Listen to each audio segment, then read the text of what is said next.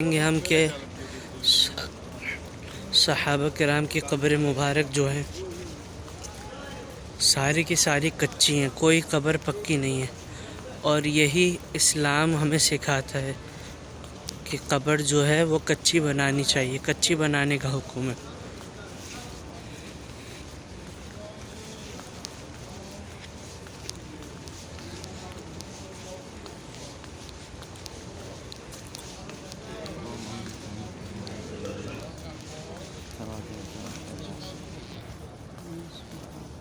اللہ تعالی ہمیں بھی صحابہ کرام کے قدموں تلے قبر نصیب فرمائے، آمین۔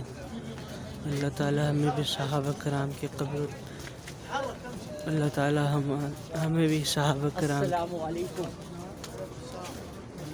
اللہ تعالی ان صحابہ کرام سے راضی ہو جائے۔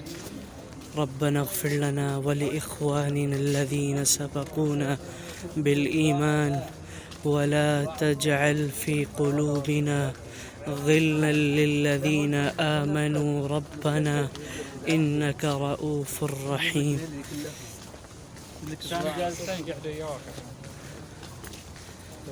یہ دیکھیے، یہ کچی قبریں ہیں۔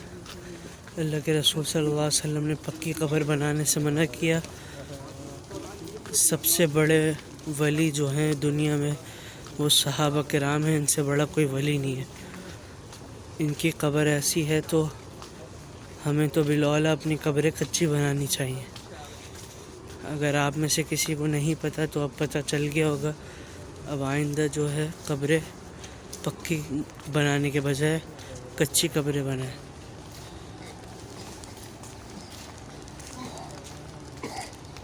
رضی اللہ عنہم ورضوا عنہ، اللہ ان سے راضی ہو گیا، یہ اللہ سے راضی ہو۔ سبحان اللہ۔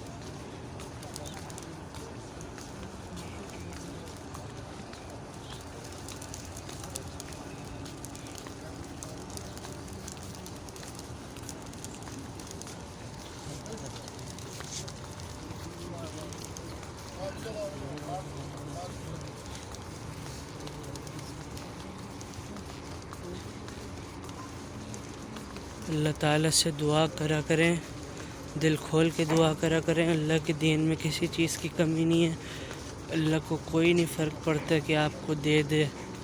اللہ کی شان میں کسی چیز کی کمی نہیں آنی۔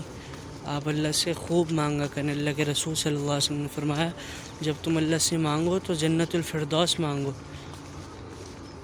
کیونکہ وہ تمہارا رب ہے، وہ سب سے بڑا ہے، اس سے بڑا کوئی نہیں ہے۔ وہ ہر چیز دینے پر قادر ہے، جو تم اس سے مانگو گے وہ تمہیں ملے گا۔ ہم اللہ تعالیٰ سے دعا کرتے ہیں، اللہ تعالیٰ ہمیں بھی صحابہ کرام کے پہلو میں، قدموں میں ہماری قبر بنا دے۔